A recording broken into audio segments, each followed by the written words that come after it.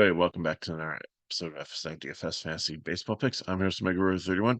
Hope you had a great weekend. It's kind of weird for me with NASCAR, but got to play a little bit more baseball and did quite well there. So let's keep the party going.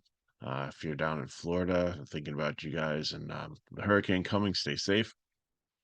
But that shouldn't affect the games too much. I think Miami's far enough north that north south, and the storm's far enough north that we should be okay. A couple weather concerns: Arizona, and Cleveland, and Minnesota and Chicago, but I don't think that they're going to cancel the game. We'll just have to keep an eye on them as the day progresses. It's pretty early in the morning here, 6 o'clock on the East Coast as I record this. So the first game, as I said, Arizona and Cleveland slate. Well, here's the big thing. The slate starts at 6:40, so be sure that you remember that.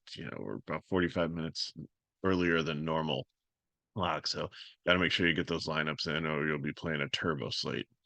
Arizona and Cleveland, weather 82 degrees, rain in the low 40s, so it should be fine.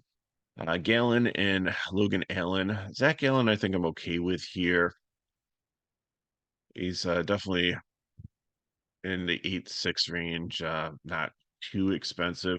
It's kind of weird because you have like these really expensive pitchers with like Glasnow in the 10K and Nolan like or Brown one that's in 9K and then the other one's 8. So I had to make the break someplace, but so only a $200 difference between Gallon and like the lowest guy in the top tier, but it's just weird how the pitching pricing breaks down today. So I think Gallon's okay here. I think maybe more of a GOP play just because Cleveland, as you can see, third lowest strikeout rate. I went with a 7-day average here just because so many players changed in the trade deadline. Like I just the 14 just didn't look right. I hate like not having like the 7 or 21 day for like context, but I still think that it's fairly accurate for the strikeouts. The bullpens are a little bit more off, but Cleveland has been consistently a low strikeout team all season, so I don't know if there's the upside for Gallon, but he should do well here. Allen is way too expensive, so he's a fade for me. And Arizona has been really good against left-handed pitching. And they lost one of their cornerstones against left-handed pitcher and Walker to the IL, and then they just went out and traded for Josh Bell, and he's just been on fire. So Arizona is my second favorite stack on the slate here, especially against the lefty.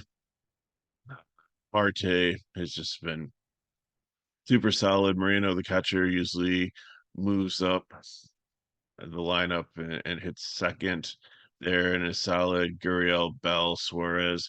Grichuk's okay, but if they do bring in a righty later on, he'll turn into Jock Peterson. I don't play Carroll, usually lefty and lefty, usually bats at the bottom of the order. Sometimes he sits. And Perdomo and Newman are okay if you need some wraparound cheap guys, but the whole stock isn't too bad with just Marte at 5.8 and everybody else, Gurriel's 4.3 and everybody else in the 3K range. So it's a very affordable stack here. Cleveland on the other side, probably top GPP stack here. Just probably just stick to lefties like Juan, Ramirez, Naylor. Clean Thomas is okay to throw in there. When I say Naylor, I said Josh, unless Bo moves up in the lineup. Next up, we have the Reds and the Marlins, Nick Martinez and Rodney Munoz.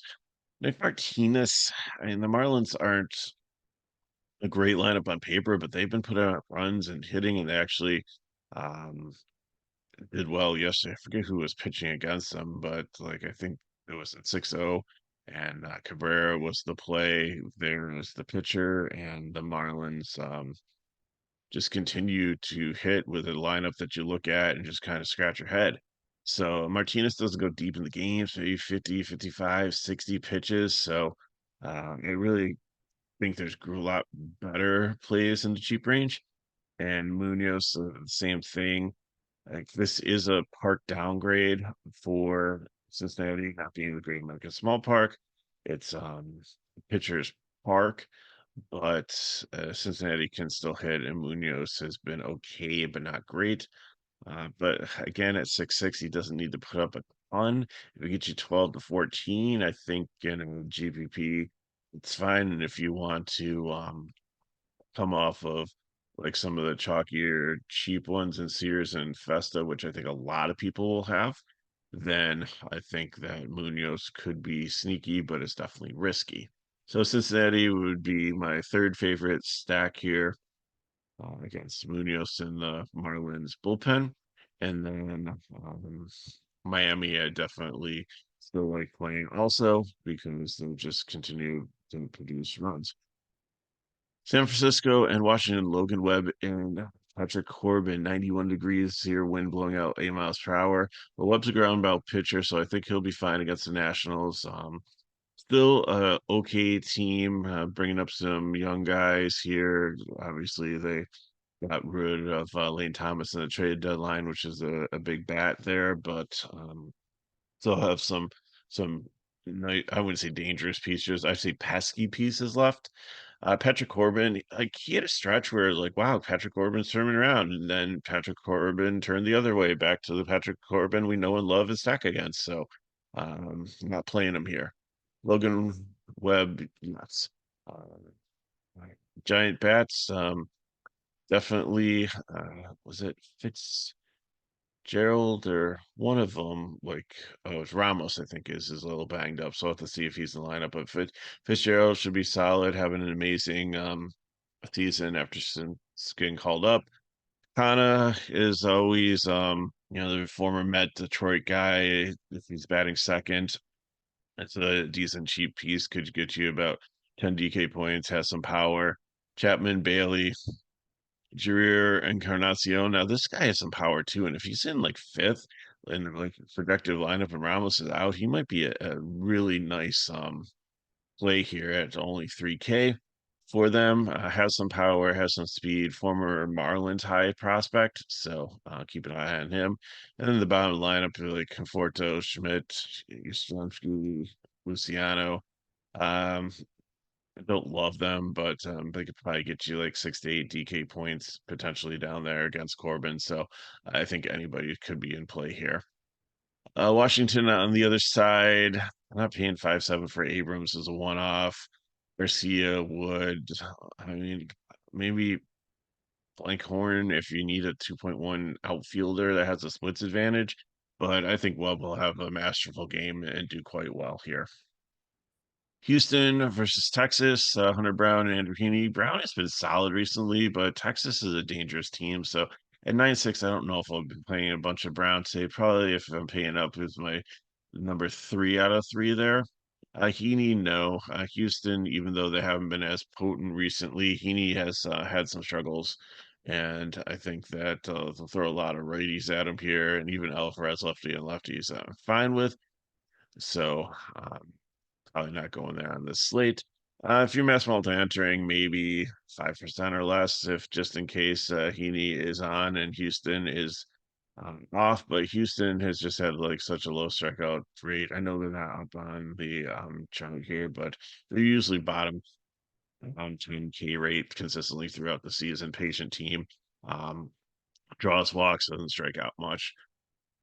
Houston bats, I think, are okay. Like especially like most of the power is from the right-handed side, and they have split advantage against Heaney. So Altuve, Bregman, Alvarez, Diaz, Pena, probably stop to the top five. Myers, occasionally I'll throw him in. And then Texas side of it, Seager's been pretty hot. Smith, now that Jung's back, he's been decent. Like if I just go full stack if you are going against Brown, I wouldn't just take some one-offs or mini stacks. So commit to it and pick the 5 that you like and put them in your lineup. Minnesota and Cubs, a little bit of rain here potentially, but only 30%. But the wind blowing in like 12 to 15 miles per hour, pretty significant, which makes it great pitching weather. So Festa, he was actually a pretty high prospect here. He has definitely someone that can get strikeouts. The Cubs are pretty kind of neutral for strikeouts, but there are some in this lineup. So at 6.1, I think you can definitely use some damage and pay off his price tag. And Hendricks on the other side has like 0K upside, so I'm not going to touch him. Minnesota, even though like it's a really good pitching I don't know if they'll have like the power with the wind here to be able to hit it out of this field, but they might be able to get some hits. So I think they're in play in the medium in the cheap range only because like you have Lewis at 5.3 and then Buxton at 4.8, and then the rest of the teams usually in the low 4 to 3K range. And then on the Cubs side of things, Festa is definitely going to be chalky here. So if you want to take some of the lefties against him, Hap, Bush, uh, Suzuki's fine, righty and righty. Bellinger, I probably go with a 4-man stack there. I don't know if I'd put a fifth one in there, but I'm okay with 4 of the Cubs as a leverage stack. Boston and Kansas City, 94 degrees, wind blowing out 8 miles per hour, amazing hitting weather. Not touching either of these pitchers. The game is a 9.5 total. That's almost a Coors Field. So Paxton was cut by the Dodgers, picked back up. Like he's far, far, far from the pitcher he was back in his Seattle days, and even to a degree when he was on the Yankees. So not touching him, and Singer, the same thing. So Boston lefties love it. Duran, Yoshida, O'Neill might not be in the lineup if he's either sick or banged up or something. So Brady might move up into that slot, which is great. Endeavors, if they lead off with 4 straight lefties, I'm great with that. Wong, if I'm playing the catcher, and maybe like I don't know what's going on with Hamilton. He just played a couple days, but I like him at second shortstop. Maybe if O'Neill's out, maybe he moves up to the 2 hole, and then I really like him at second base or shortstop. So I stick to the lefties here against Singer, and then against Paxton, go with the righties. So Garcia, Witt, Perez, Fro, DeJong, definitely. Even Hampson, like they're probably only going to throw one lefty and Pascatino against them. So I think anybody in right-handed in this Kansas City lineup with the weather against Paxton is in play. White Sox and Athletics, Cannon and Sears. Uh, Oakland's been hitting pretty well, so I don't think really I want to play Cannon here. Out of all the cheaper pitchers, he would be my least favorite. But Sears here at 7.7, I think is going to be everybody's SP2. He's has been solid. White Sox have been terrible, other than Miguel Vargas, who I love, like say, my favorite one-off. But the rest of these guys could probably get beaten, as I've said multiple times, by the White Sox Triple A team. Um, so I'm probably going to play a lot of Sears and only Vargas as a one-off if I need a cheap outfielder that has some power. And then Oakland bats, yeah, I think if you want to stack them, Butler continues to be good. Blade, Rooker, even Langoliers, right in fine with Toro switch hitter, Seth Brown. I like if he moves up in the lineup. So Oakland solidly in play as a cheap stack. Also, Philly and the Dodgers, like you think this might be a NL uh what's it called? Championship series, the LCS. Um for them, the league championship series for the pennant. But both teams have a little bit of work to do. Philly's been cold recently, and the Dodgers have had some injuries. The guys are getting healthier. They should be back soon, but I don't think quite yet.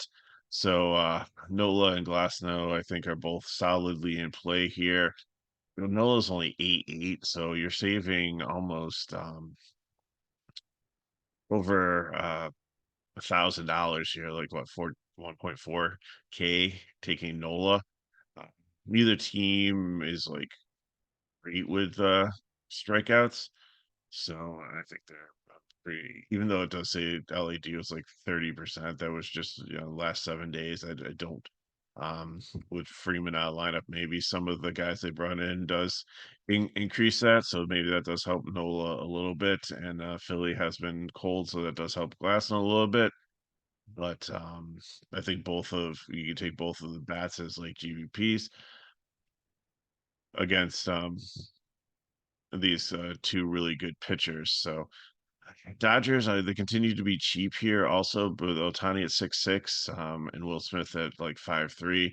But Lux has been cheap, batting second or third here. Hayward in the fifth spot. I don't think Freeman will be back yet. I think he's still out dealing with son. Betts is starting to do rehab stuff. Muncy is starting to do rehab stuff. Um, is it one of the other Rojas or Vargas or one of the other ones? And then I think there was a third one. Oh, who did they pick up in the trade deadline? Oh, Edmonds, which that was just scratch my head on that. Like, what year is it? Like, I can't believe that he's actually going to be helpful to this team, but maybe I'll be eating my words. We'll see. But again, if you want a late night hammer, that's fine. But like, I think both bats on either side are going to be contrarian. I think the pitchers are okay, but I don't think you really need to put them. I think I'm going to stay in like the medium to cheap range for that. So let's look at the builds, get you on your way for your Monday. So give me Webb and Festa for the pitchers, and then I'm going to take a combination of Arizona and Kansas City. So give me Perez. If for some reason he sits, then I definitely could put Moreno for Arizona there.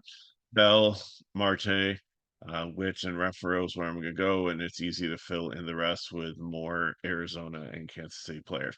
They give me Gallon and Sears. If you don't like Gallon, I get it. Like if you want to pay up for Glassnow or Noah or Brown or just maybe just go two cheap ones, I'm fine. But you give me Miami, so probably gonna punt catcher there or go Wong.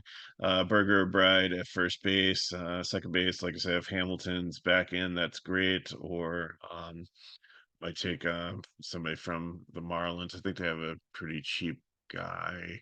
Otto Lopez, yeah, he's only 3K. So give me Devers, however you pronounce that. Edwards, Duran, Abreu, Yoshida. And then you can fill in with Marlins outfielder or play both Abreu, Yoshida if that works for your lineup. That's great. So I got for you. If you have any questions, put them chat below. Hit me at Megaro31 on Twitter, X.